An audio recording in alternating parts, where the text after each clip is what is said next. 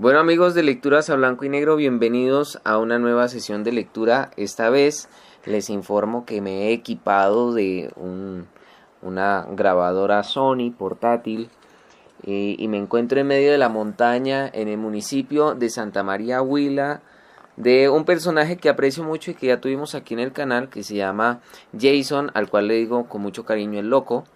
Y estamos aquí, como les digo, en mitad de la montaña, en la finca del hombre, donde hay café, ¿qué más hay? Frijol, plátano, yuca. Pepino, cilantro, vacas, pollos, marranos, toda una delicia. Y en conversaciones con él, pues le preguntaba si había leído Talpa de Juan Rulfo. Me comentaba que no, yo ya lo he leído muchas veces, es un cuento que personalmente me apasiona. Y bueno, vamos a empezar a incursionar con algunos autores no leídos en este canal, como Juan Rulfo, que es de una prosa y una narrativa espectacular. Voy a dejar que Jason lo salude y de paso pues nos comente de primer impacto. La primera pregunta que yo le haría a él es ¿qué opina de la escritura de Juan Rulfo a partir de lo que conoce? Buenas noches, porque cabe aclarar, ya es noche, estamos alrededor de las 10 de la noche, el cielo está estrellado, no hay murmullo, no hay nada, estamos en mi cuarto, en la finca de mis padres, y bueno, de primera impresión les digo a todos los suscriptores de Lecturas de A Blanco y Negro, que, bueno, ¿cuál es la virtud que tiene Juan Rulfo y por qué es un autor que, a pesar de haber escrito tan poco, eh, es reconocido dentro de las letras latinoamericanas, hispanoamericanas y universales?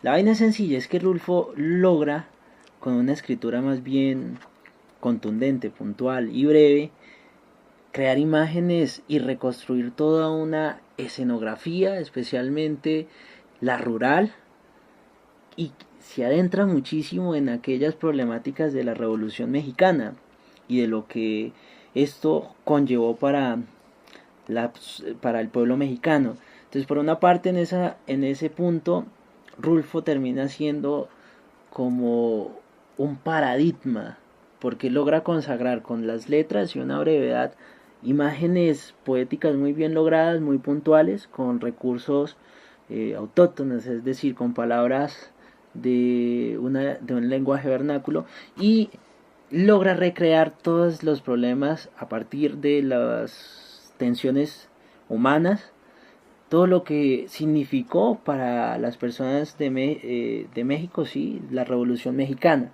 valga la redundancia. Por una parte eso, y lo otro es que su prosa y su narrativa es bellísima, es espectacular. A mí personalmente, aunque no he leído muchos cuentos del Llano en Llamas, la primera vez que voy a leer Talpa, y ya he tenido la oportunidad de leer a Pedro Páramo, uno queda como extasiado, es decir, las palabras lo transportan a esos parajes, a esas escenografías un poco agrestes y difíciles. Bueno, lo que nos dice Jason es interesante. Se me había olvidado contarles la dinámica y es que he tenido pensado leer El Llano en Llamas. Talpa es un cuento que pertenece al libro El Llano en Llamas de Juan Rulfo, que es una antología de cuentos escritos por él. Cabe resaltar que Juan Rulfo solamente escribió El Llano en Llamas, esta antología de cuentos, y Pedro Páramo, su novela. También hay otro libro que es El Gallo de Oro, pero no es, digámoslo así, una obra Que esté al nivel sí, literario. que esté al nivel literario o que sea conocido a través de esa novela, de ese título, exactamente no, pero sí escribió El Gallo de Oro, que personalmente no lo he leído, lo leeré algún día. Yo sí he leído Talpa, pero me causa curiosidad la situación de que Jason no sepa de qué trata el cuento, porque vamos a enfrentarnos a una lectura más natural. ¿Cómo vamos a hacer? Vamos a ir leyendo y vamos a ir comentando, ¿sí? Agradezco a los suscriptores que han dejado sus comentarios en diferentes videos, sobre todo en los de Fernando Pessoa, El banquero anarquista, El olvido que seremos y El coronel no tiene quien le escriba, que están leídos en este canal. Bueno, y entre paréntesis nos veremos nos escucharemos en unos próximos videos porque vamos a leer todos los cuentos del Llano en Llamas con lectores invitados, amigos. Entre esos el loco, y si el loco me quiere acompañar a 2, 3, 5, a todas las lecturas, bienvenido. Hermano, para eso estamos. Además que leer es uno de los pocos placeres que nos depara la vida y son correspondidos, desde mi caso. Y hay la fortuna de que entre los comentarios de las personas del canal ahí están diciendo que les ha gustado el libro a través de la lectura. Bueno, en este caso la lectura que yo hago, pero la que vamos a hacer los dos. Bueno, para los que escuchan este audio por primera vez, quiero decirles que la primera parte del Olvido que seremos y la segunda parte aparece mi amigo el loco haciendo algunos comentarios y alusiones que me parecen muy valiosos. Y bueno, dice así: Talpa. Cuando Loquito quiera leer, me puede decir con tranquilidad, ¿listo? Bueno, vale, todo bien. Talpa. Natalia se metió entre los brazos de su madre y lloró largamente allí con un llanto quedito. Era un llanto aguantado por muchos días, guardado hasta ahora que regresamos a Cenzotla, y vio a su madre y comenzó a sentirse con ganas de consuelo. Sin embargo, antes, entre los trabajos de tantos días difíciles, cuando tuvimos que enterrar a Tanilo en un pozo de la tierra de Talpa, sin que nadie nos ayudara, cuando ella y yo, los dos solos, juntamos nuestras fuerzas y nos pusimos a escarbar la sepultura desenterrando los terrones con nuestras manos, dándonos prisa para esconder pronto a Tanilo dentro del pozo y que no siguiera espantando ya a nadie con el olor de su aire lleno de muerte. Entonces no lloró. Ni después, al regreso, cuando nos vinimos caminando de noche sin conocer el sosiego, andando a tientas como dormidos y pisando con pasos que parecían golpes sobre la sepultura de Tanilo. En ese entonces Natalia parecía estar endurecida y traer el corazón apretado para no sentirlo bullir dentro de ella, pero de sus ojos no salió ninguna lágrima. Vio llorar hasta aquí, arrimada a su madre, solo para acongojarla y que supiera que sufría, acongojándonos de paso a todos, porque yo también sentí ese llanto de ella dentro de mí, como si estuviera exprimiendo el trapo de nuestros pecados. Porque la cosa es que Tanilo Santos, entre Natalia y yo, lo matamos. Lo llevamos a Talpa para que se muriera, y se murió. Sabíamos que no aguantaría tanto camino, pero así y todo, lo llevamos empujándolo entre los dos, pensando acabar con él para siempre. Eso hicimos. Hasta ahí, ¿qué le parece la historia? El recurso que utiliza nuestro autor protagonista de hoy, que es Juan Rulfo, en su cuento Talpa, es bastante sugestionadora. Primero, hay dos situaciones que nos colocan de antemano, ¿no? Una es el detalle del personaje femenino como alguien duro, ¿no? Endurecido, pero no sabemos por qué. Y ahí empieza la primer gancho que nos lleva a despertar la curiosidad a los lectores para seguir leyendo. Bueno, queremos descubrir, bueno, cuál es la razón que hay de por qué ella no quiera llorar. Y el segundo punto es que hay un muerto, y algún autor, no me acuerdo quién era el que... Y mire la sentencia, ¿no? Sí. Lo llevamos a Talpa para que se muriera, y entre los dos lo matamos. Y el punto es, ¿quién está hablando? Ya sabemos que Natalia es la mujer, ahora ¿quién está hablando? Y ese es el otro gancho de curiosidad para seguir con la lectura. ¿Será un hombre o una mujer? Y pues, hermano, pues... yo lo siento más como un personaje masculino. Bueno, es una hipótesis mía, ¿no? Es una hipótesis mía, porque perfectamente se puede dar esta vaina de los triángulos amorosos y que este tipo Tanilo es un individuo X que está estorbando en ahí. Bueno. Es mi hipótesis, ¿no? Vamos a ver esa hipótesis. Espero ahí los lectores estén haciendo la suya. Pónganle pausa, escriban la suya, escriban la del loco. Y sigamos con esta lectura porque va a haber una gran sorpresa aquí. Dice, la idea de ir a Talpa salió de mi hermano Tanilo. A él se le ocurrió primero que a nadie. Entonces ya sabemos que el narrador es hermano o hermana de Tanilo. Porque todavía no sabemos si es mujer Pero o hombre. hombre. Pero ya sabemos que es hermano o hermana de Tanilo. De Tanilo. Desde hacía años que estaba pidiendo que lo llevaran. Desde hacía años. Desde aquel día en que amaneció con unas ampollas moradas repartidas en los brazos y las piernas. Cuando después las ampollas se le convirtieron en llagas por donde no salía nada de sangre, y sí una cosa amarilla como goma de copal que destilaba agua espesa. Desde entonces me acuerdo muy bien que nos dijo cuánto miedo sentía de no tener ya remedio. Para eso quería ir a ver a la Virgen de Talpa, para que ella, con su mirada, le curara sus llagas. Impresionante el naturalismo de la escena, ¿no? Uy, sí, Un hombre lleno de llagas que ni sangre le salía, sino una cosa amarilla.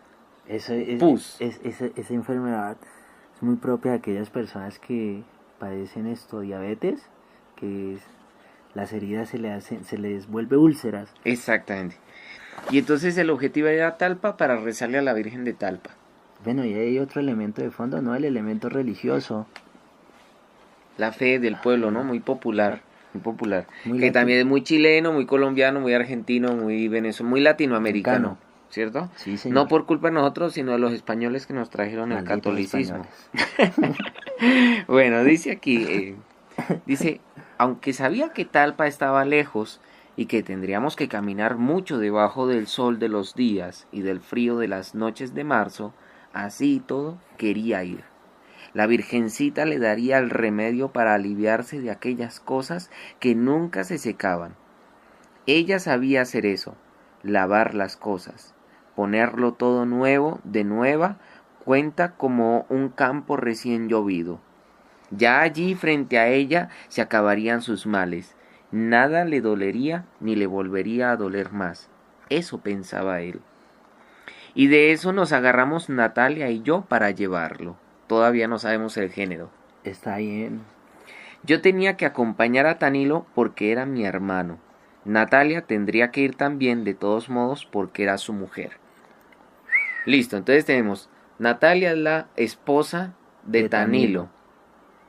Y ya vamos viendo quién es el narrador. Es un hombre. Es un hombre. Es el hermano de Tanilo. Tenía que ayudarlo llevándolo del brazo, sopesándolo a la ida y tal vez a la vuelta sobre sus hombros, mientras él arrastrara su esperanza. Perdón.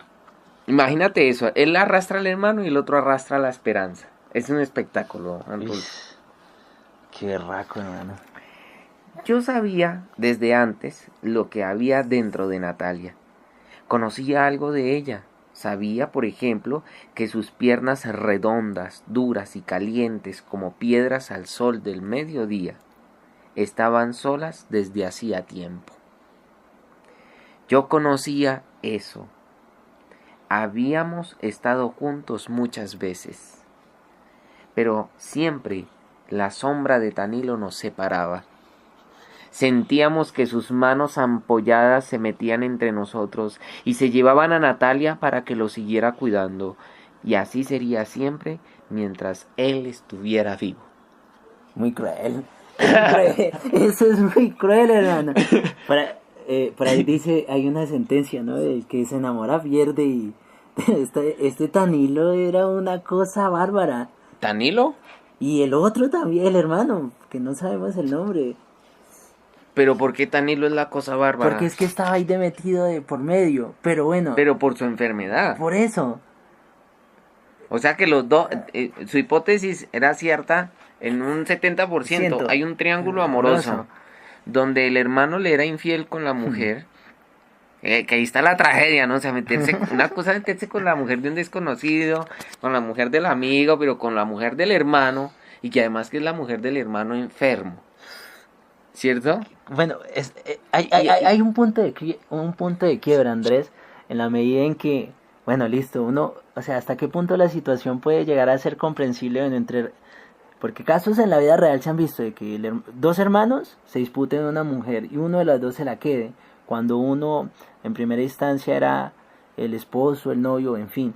Pero es que en este caso el punto de declive es la enfermedad. Claro. Claro, es Y decir, de tragedia. Y esa es la genialidad del escritor al construir el personaje. Meterle una enfermedad demasiado purulenta, ¿verdad? De las llagas que le sale una masa amarilla olorosa y darle ese toque trágico al personaje que ni siquiera podía caminar. Pero sabe Andrés que entonces también ahí entra otro detalle de fondo. O sea, es decir, hasta qué punto el personaje femenino puede llegar a ser feliz o infeliz al lado de este individuo que está prácticamente moribundo. Porque así como nos lo describen, lo está.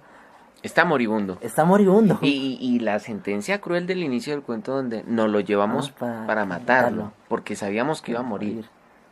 Entonces es el juego de nuestra infidelidad con tu muerte, pero llega a ser inhumano, pero también humano porque le están cumpliendo el hecho de que quiere ir a ver a la Virgen de Talpa. Pero apenas llevamos una página, una hoja del cuento, ¿no? No me crea de tan... ¿Sabe Andrés que eso tiene pura pinta de historia de las tragedias griegas? Bueno, vamos a ver más adelante. Vamos entonces, a ver en qué termina. A ver si coincide con una tragedia griega. Vamos a ver. Dice, yo sé ahora que Natalia está arrepentida de lo que pasó. Y yo también lo estoy. Pero eso no nos salvará del remordimiento ni nos dará ninguna paz ya nunca.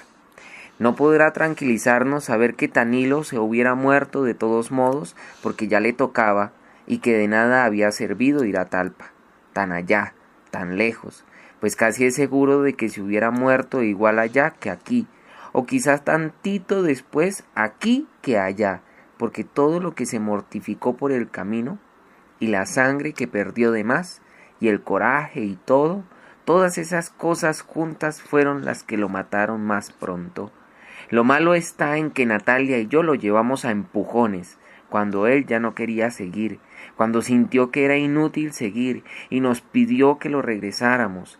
A estirones lo levantamos del suelo para que siguiera caminando, diciéndole que ya no podíamos volver atrás.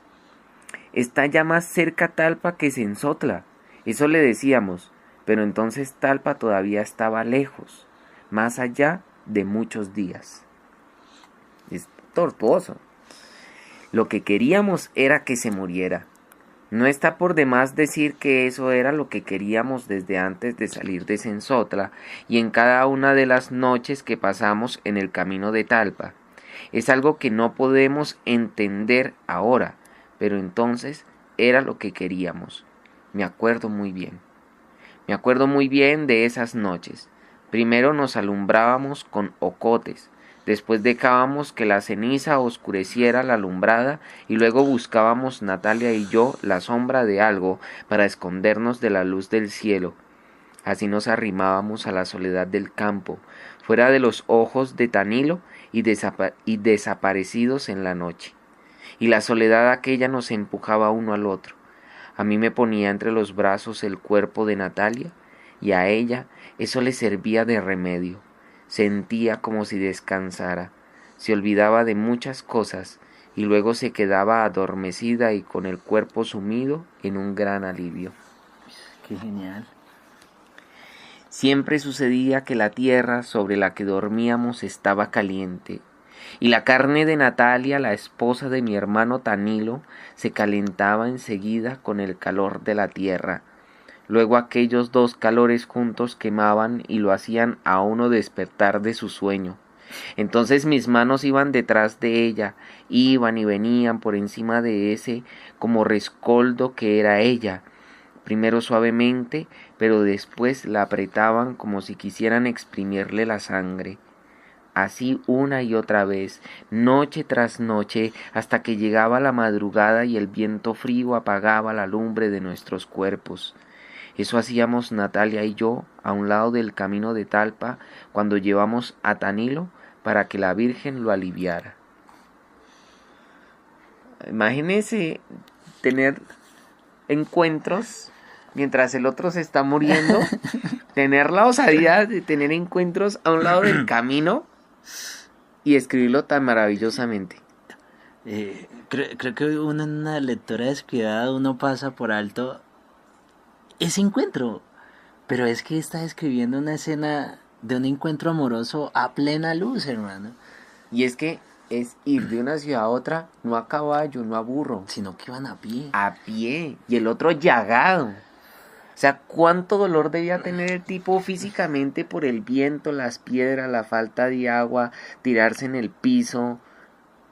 Y tras del hecho el dolor humano de saber que su mujer se estaba acostando con su hermano. Pero yo justamente iba a preguntar, o me estaba preguntando eso, ¿él sabía o no sabía? Pues a mí me late que sabía. Uy, Porque, a ver, el hombre perfectamente pudo haber despertado. ¿Y dónde están este par? ¿Se fueron a traer agua? ¿Juntitos? ¿En pleno desierto? ¿En pleno desierto? ¿En desierto? Lo dudo. Bueno, a ver. Ahora todo ha pasado. Danilo se alivió hasta de vivir. Ya no podrá decir nada del trabajo tan grande que le costaba vivir, teniendo aquel cuerpo como emponzoñado, lleno por dentro de agua podrida que le salía por cada rajadura de sus piernas o de sus brazos. Unas llagas así de grandes que se abrían despacito, muy despacito, para luego dejar salir a borbotones un aire como de cosa echada a perder que a todos nos tenía asustados. Pero ahora que está muerto la cosa se ve de otro modo. Ahora Natalia llora por él, tal vez para que él vea, desde donde está, todo el gran remordimiento que lleva encima de su alma. Ella dice que ha sentido la cara de Tanielo estos últimos días. Era lo único que servía de él para ella, la cara de Tanilo, humedecida siempre por el sudor, en que lo dejaba el esfuerzo para aguantar sus dolores. La sintió acercándose hasta su boca, escondiéndose entre sus cabellos, pidiéndole con una voz apenitas que lo ayudara. Dice que le dijo que ya se había curado por fin, que ya no le molestaba ningún dolor. Ya puedo estar contigo, Natalia. Ayúdame a estar contigo. Dice que eso le dijo. Acabábamos de salir de Talpa, de dejarlo allí enterrado bien hondo en aquel como surco profundo que hicimos para sepultarlo. Y Natalia se olvidó de mí desde entonces. Yo sé cómo le brillaban antes los ojos, como si fueran charcos alumbrados por la luna, pero de pronto se destiñeron, se le borró la mirada como si la hubiera revolcado en la tierra, y pareció no ver ya nada. Todo lo que existía para ella era el Tanilo de ella, que ella había cuidado mientras estuvo vivo y lo había enterrado cuando tuvo que morirse.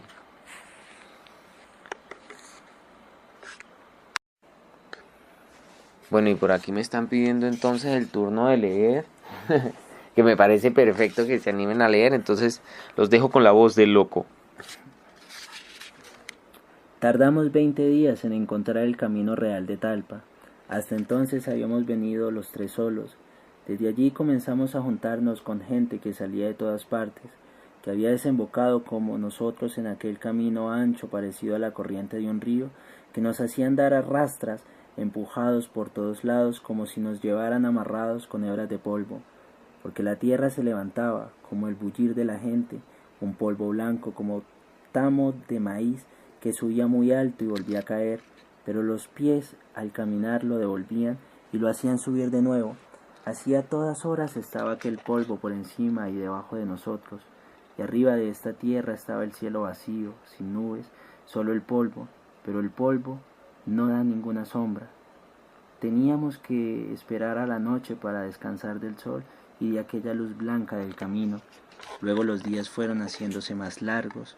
Habíamos salido de Sanzotla a mediados de febrero y ahora que comenzaba marzo, amanecía muy pronto. Apenas si cerrábamos los ojos al oscurecer, cuando nos volvía a despertar el mismo sol que parecía acabarse de poner hacía un rato. Nunca había sentido que fuera más lenta y violenta la vida, como caminar entre un amontonadero de gente. igual que si fuéramos un hervidero de gusanos apelotonados bajo el sol, retorciéndonos entre la cerrazón del polvo que nos encerraba a todos a la misma vereda y nos llevaba como acorralados. Los ojos seguían la polvareda, daban en el polvo como si tropezaran contra algo que no se podía traspasar, y el cielo siempre gris, como una mancha gris y pesada que nos aplastaba a todos desde arriba. Solo a veces, cuando cruzábamos algún río, el polvo era más alto y más claro. Zambullíamos la cabeza acalenturada y renegrida en la agua verde, y por un momento de nosotros salía un humo azul, parecido al vapor que sale de la boca con el frío, pero poquito después desaparecíamos otra vez, entreverados en el polvo, cobijándonos unos a otros del sol, del aquel calor del sol repartido entre todos. Algún día llegará la noche. En eso pensábamos. Llegará la noche y nos pondremos a descansar. Ahora se trata de cruzar el día, de atravesarlo como sea para correr del calor y del sol. Después nos detendremos. Después, lo que tenemos que hacer por lo pronto es esfuerzo tras esfuerzo para ir deprisa detrás de tantos como nosotros y delante de otros muchos. De eso se trata. Ya descansaremos bien, a bien cuando estaremos muertos. En eso pensaba Natalia y yo, y quizá también Tanilo, cuando íbamos por el camino real de Talpa, entre la procesión, queriendo llegar los primeros hasta la Virgen antes que se le acabaran los milagros.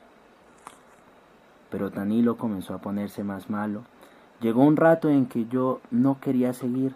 La carne de sus pies se había reventado y por la reventazón aquello empezó a salírsele la sangre.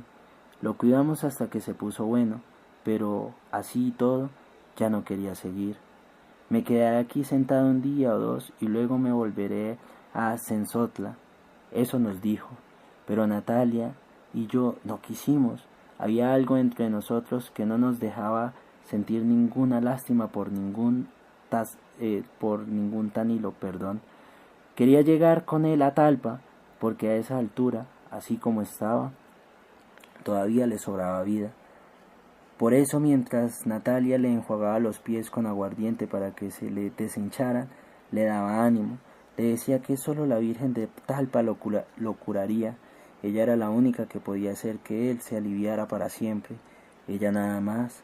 Había otras muchas vírgenes, pero solo la de Talpa era la buena. Eso le decía Natalia. Ahí se presenta a Natalia mala, ¿no? Perversa. Como Lady Macbeth. Pero es que es muy cruel. No, pero es que fíjese que también otro detalle de los tantos que tiene este cuento, y es que como esa reiteración del personaje Tanilo, de no querer, o sea, después de que él quería ir, él dice, no, yo no quiero ir. Es agónico. Sí, y termina yendo es obligado. Claro, porque entonces ellos, como eran amantes y necesitaban que el otro muriera, porque cada vez que estaban juntos o como querían estar juntos, la mujer tenía que cuidar de su esposo. Ellos lo que hicieron fue aprovechar que él quería ir a Talpa para seguir con su ilusión, o sea, utilizar esa ilusión para no mostrarlo como asesinato, pero es un asesinato lento, tortuoso, agónico,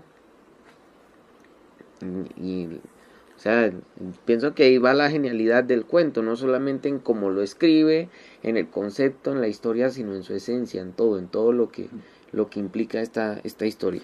Es una realidad llevada a los extremos. Sí, es decir, una realidad de la muerte, del asesinato, llevada a los extremos en la medida en que llevan a este personaje a vivir una situación de una crueldad extrema. Claro, porque sería el crimen perfecto. Sí. Y él en su enfermedad no tenía noción del tiempo. Mira que arrancan en febrero y ya van en marzo. O sea, es decir, ha aparecido ya va un poco más de un mes, más o menos. Casi 6 semanas, tal vez. ellos caminando a través del desierto y este hombre todo ampollado, llagado, en medio del calor, sudando,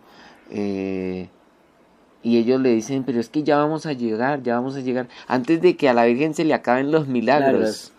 Sí, como eso Un fuera, chantaje. o sea, tenemos que llegar rápido porque si no llegamos, perdimos todo este esfuerzo. Y es jugar con la ilusión, pero jugar con la ilusión para matarlo. Uy, terrible, hermano. Bueno, a ver, prosigo entonces. Y entonces Danilo se ponía a llorar con lágrimas que hacían surco entre el surco de su cara y después se maldecía por haber sido malo. Natalia le limpiaba los chorrotes de lágrimas con su rebozo y entre ella y yo lo levantábamos del suelo para que caminara otro rato más antes que llegara la noche. Así, a tirones, fue como llegamos con él a Talpa. Ya en los últimos días también nosotros nos sentíamos cansados. Natalia y yo sentíamos que se nos iba doblando el cuerpo entre más y más. Era como si algo nos detuviera y cargara un pesado bulto sobre nosotros. Danilo se nos caía más seguido y teníamos que levantarlo y a veces llevarlo sobre los hombros. Tal vez de eso estábamos como estábamos, con el cuerpo flojo y lleno de flojera para caminar, pero la gente que iba allí junto a nosotros nos hacía andar más aprisa. Por las noches aquel mundo desbocado se calmaba, desperdigadas por todas partes brillaban las fogatas y en derredor de la lumbre la gente de la peregrinación rezaba el rosario con los brazos en cruz mirando hacia el cielo de Talpa y se oía cómo el viento llevaba y traía aquel rumor, revolviéndolo hasta hacer de él un solo mugido. Poco después todo se quedaba quieto.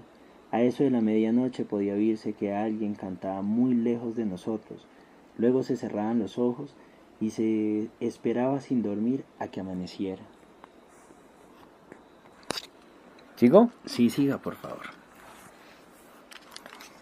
Entramos a Talpa cantando el alabado. Habíamos salido a mediados de febrero y llegamos a Talpa en los últimos días de marzo, cuando ya mucha gente venía de regreso. Todo se debió a que Danilo se puso a hacer penitencia. En cuanto se vio rodeado de hombres que llevaban pencas de nopal, colgadas como escapulario, él también pensó en llevar las suyas. Dio en amarrarse los pies uno con otro con las mangas de su camisa para que sus pasos se hicieran más desesperados. Después quiso llevar una corona de espinas.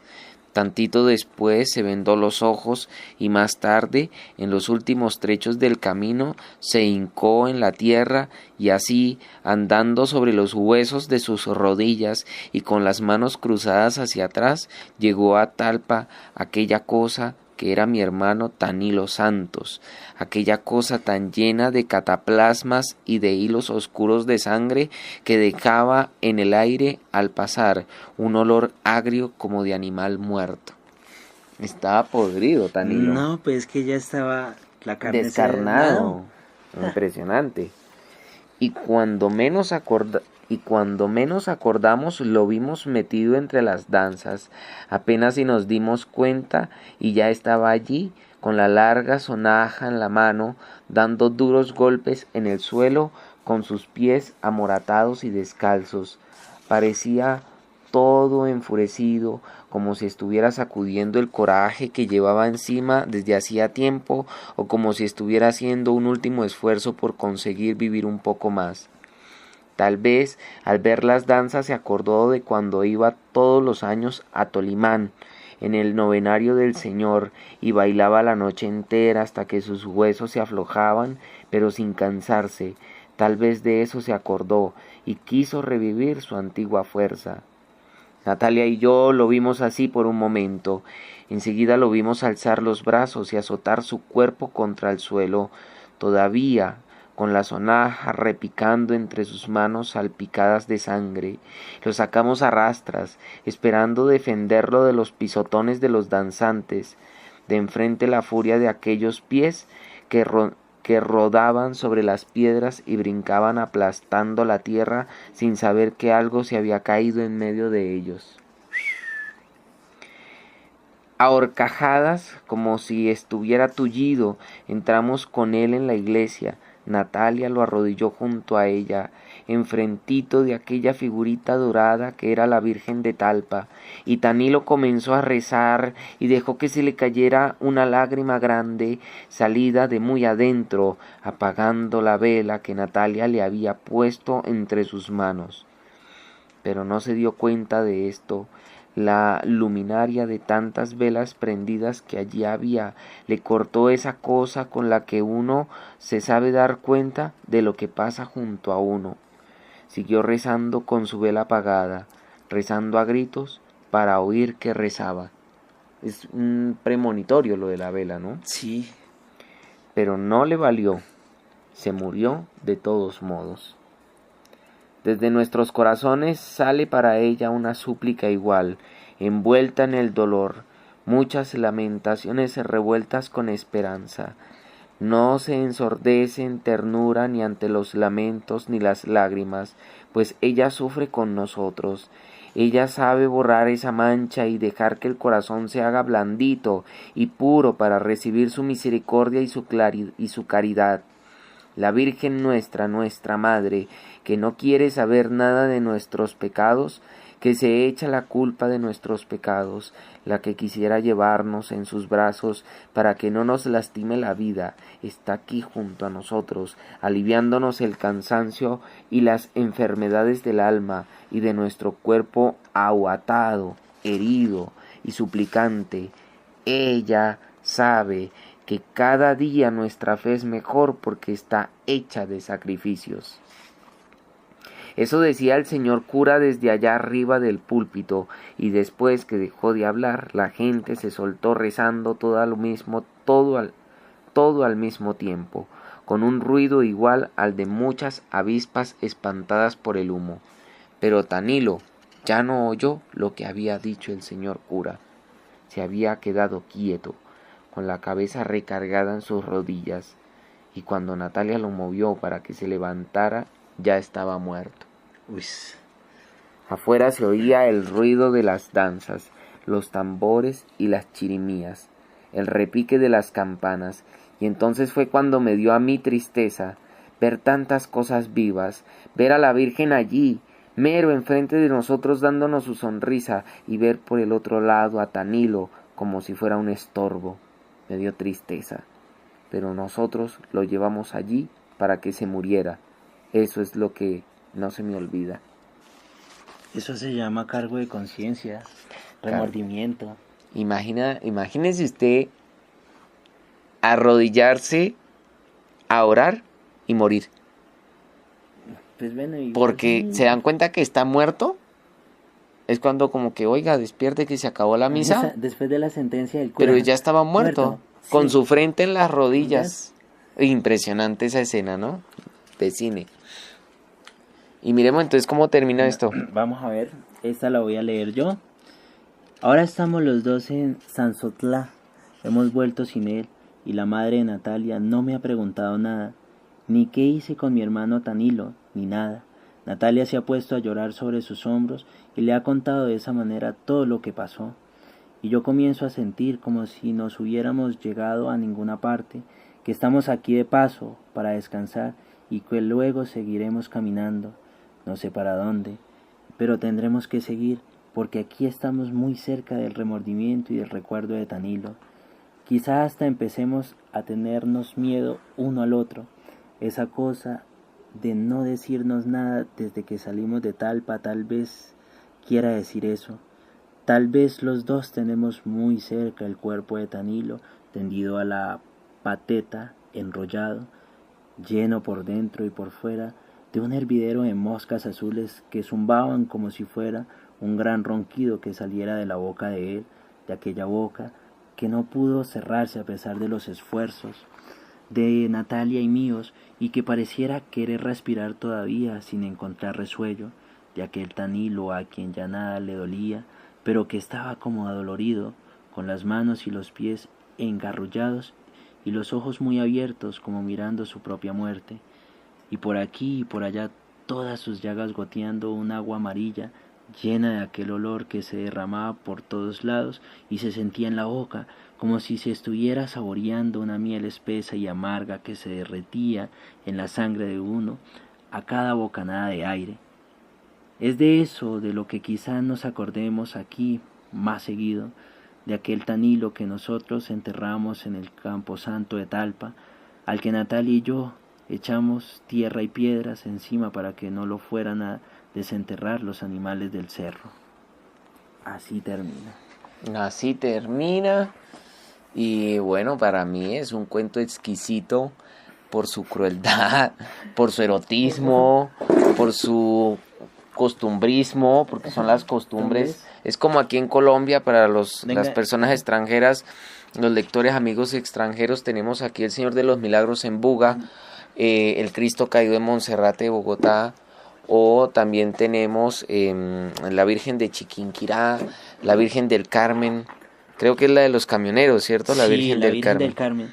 Y es esta costumbre de rezar a la Virgen y tenerle fe a la Virgen. Yo personalmente no soy católico, no tengo esas creencias, pero sí es muy popular y llega a ser bello en el sentido cultural de la sociedad. Pero creo que es un cuento magistral. Es un cuento magistral lo que hace Juan Rulfo con Talpa, ¿no? Y el título, ¿no? El título es como, ay, sí, Talpa. Y disculparán las personas que nos están oyendo, que han acompañado todo este audio, que hagamos tantas pausas, pero es que es necesario, porque como usted decía, amigo loco, si uno lo lee en primera instancia, deja pasar muchos detalles que son importantes, que significan en la obra, que es que precisamente lograr esas fotografías, ese dolor, ese sentimiento, con palabras, pues es lo que nos hace lectores, es lo que nos hace amar la lectura, y amar la lectura nos hace lectores. Entonces, bueno, podríamos hablar muchísimo más, no sé, tantas cosas, pero... Perdona interrumpirlo de esta manera, acá para los que están escuchando esta conversación y obviamente la lectura, en mis manos tengo un libro que se llama La llama doble de Octavio Paz, sino que, ¿por qué lo tengo en mis manos? O sea, este libro lo leí hace algún tiempo y hablaba un hecho trascendental que hay entre la relación de los amantes con la muerte y con ese detalle decadente. Y en esta obra, es que no me acuerdo en qué apartado es, y lo estaba buscando para poderlo citar y leer y empalmarlo con el cuento Talpa, en la medida en que él propone que así como en algún libro de Gao, creo que es en El amor, en los tiempos del cólera, donde se cruza la enfermedad con el amor, es decir, que las temáticas en la tradición literaria universal, en las buenas, se cruza el detalle de lo amoroso con el detalle de la tragedia o la muerte, o con estas enfermedades que se encadenan en lo mismo, es decir, en muerte. Y quería leerlo para poder redondear un poco más y arrojar más luz del porqué, la importancia de leer un cuento como Talpa. Pero desafortunadamente no tengo la cita subrayada, tengo el libro acá en mis manos y estoy buscando desasosegado, pero no encuentro la bendita cita. Si encontramos la cita, en dado caso la transcribimos en la descripción del video para que la puedan leer. Pero bueno, queda referenciado el libro de La llama doble, que es un libro de lectura obligatoria para aquellos que quieren entender lo que es la literatura erótica o el erotismo en sí, que siempre es un tema universal, hablar sobre las relaciones de amor y de pareja y qué sería lo ideal. Creo que Octavio Paz en sus primeros capítulos logra hacer una presentación de lo que es el amor y el erotismo de una manera interesante. Creo que la referencia es muy válida. También está pues clases de literatura de Cortázar cuando habla del erotismo, porque es que algo que impregna el cuento de Talpa es eso, es que en medio del dolor también hay una situación placentera. ¿Sí? Es como una especie de relación de ley de opuestos. Es decir, para que haya... Bueno, Talpa es el cuento perfecto. Para mí es el cuento perfecto. ¿Por qué? Porque es que logra reunir muchos elementos propios de la condición humana y en muy pocas páginas. Amor y muerte. temática transversal de la literatura universal. Amor y muerte, espacio-tiempo, arranca en febrero, termina en marzo. Y vida y muerte. O sea, los configura mucho. Y el placer y el dolor. Y también. O sea, tienen varias dinámicas ahí. Sí, y bueno, quizás uno en una lectura un poco más... ¿Detallada? Menos detallada, diría. No. Uno los omite, o sea, usted lo lee, le gusta, y bueno, y los pasa por alto, pero ahora que como que lo estamos conversando y los estamos tertuleando, puede uno apreciar todos aquellos detalles de los que acabo de nombrar con más precisión, y uno dimensiona en esa medida. Con más ahínco. Para las personas intelectuales, con más ahínco. Bueno, aquí como dice el amigo Andrés, con más ahínco, puede precisar y puede gustar más estas lecturas. Es más, puede hablar muchísimo, porque entonces no solamente uno ya no... O sea, tiene muchos puntos de donde agarrar, no solamente hablarlo desde el amor, la muerte, sino también no, y lo puede, ¿no? Literario, bueno. Yo le digo aquí a los chicos de colegio que si han logrado escuchar el audio hasta aquí y han disfrutado la conversación, pues díganle a su profesor que escuchen estos videos para que sus clases de español sean una tertulia y se gocen la literatura, que para eso está. Pero bueno, me causa curiosidad algo que usted dice, es que Talpa es el cuento perfecto. Así dijo usted. Sí, es que y resulta que usted no había leído ese cuento. No, yo no lo había leído. Yo vine a la fija porque yo dije, mi amigo loco le va a gustar este cuento, empezando por el autor, ¿cierto? Sí, a mí me encanta mucho Rulfo. Juan Rulfo no falla en ningún cuento, en ninguna escena, en ninguna emoción, pero bueno. Usted dijo, el cuento perfecto. Le voy a hacer 2 preguntas y con eso terminamos, el audio. Digamos que la primera pregunta, que tal vez responda a la segunda, entonces le voy a hacer las 2. La primera es, si usted dice que este es el cuento perfecto, antes, ¿cuál era su cuento perfecto? ¿Y por qué cree que Talpa, aunque nos dio nociones ahorita, sería el cuento perfecto? A ver, la primera pregunta de para mí cuál sería el cuento perfecto, yo me quedo con los de Edgar Allan Poe, por la forma tan contundente en cómo comienzan y cierran, y me quedaría con 2 de narraciones extraordinarias. Tal vez algunos ya sepan que son cuentos que todo el mundo los ha escuchado. Uno es El corazón delator y el otro es El pozo y el péndulo, que son cuentos maravilloso, que son muy contundentes con lo que cuentan las historias y van muy psicológico. El pozo y el péndulo, los dos son muy psicológicos. Sí, es maravilloso. Mí, bueno, sé que hay otros que para mí son exquisitos, pero para mí esos son los 2 cuentos. De pronto algunos de Chekhov o de Maupassant, que también son muy buenos, es decir, cogen y condensan toda la temática y logran comprimirla. Pero entonces, ¿por qué digo que Talpa para mí es un cuento perfecto? Porque es redondo en la medida en que comienza en A, pasa por B, termina en C y regresa otra vez a A. Hace una circularidad, lo de la circularidad del infinito. Además, logra reunir en pocas páginas, creo que ya lo dije, imágenes poéticas bien logradas. No deja todo dicho al autor, sino que lo va sugiriendo. Al lector, perdón. Lo va sugiriendo. La descripción entre amor y muerte, vida y muerte, habla sobre una cultura y a su vez es la radiografía de un ADN cultural que no es propiamente nuestro, sino que es traído, en este caso, la herencia de la religión judeocristiana de los españoles, de los conquistadores.